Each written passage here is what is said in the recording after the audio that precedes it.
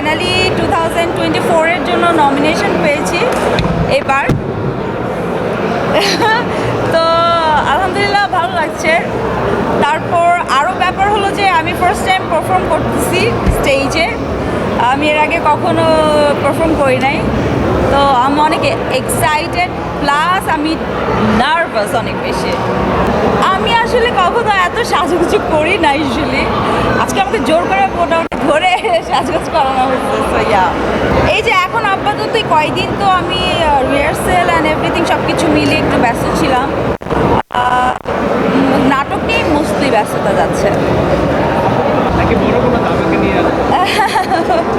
বড় ধামাকা কিনা চাই না, বাট আমাদের এখন বোধহয় আপনারা সবাই জানেন যে আগের মতো গত বছর যেভাবে কাজ হচ্ছিল এই বছর সেভাবে কাজের মানে কন্টিনিউশনটা নাই। তো হোপফুলি আর 4-6 মাস পর কাজের গতিটা আবারও বাড়বে, এটাই আশা করি। সো আমাকে না রিহার্সাল করতে হবে, আমার যেতে হবে। অনেক ভালো লাগছে। আমি বরাবরই হচ্ছে যে কোনো নতুন কিছু শুরু করবার আগে, লাইফে কোনো নতুন কিছু চেঞ্জেস যখন আসে তখন আমি হেয়ার কাট করি। সো ভালো লাগছে। কেমন লাগছে আপনাদের? দারুণ লাগছে।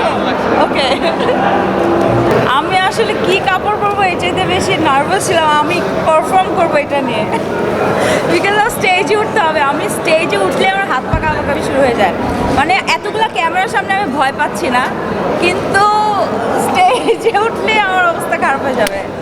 আই ডোন্ট নো, হোপফুলি ভালো কিছু হবে। আর আমার সাথে যেহেতু সজল ভাই পারফর্ম করবে, সজল ভাইকে যেন আপসেট না করি, এটা হচ্ছে বড় বিষয়।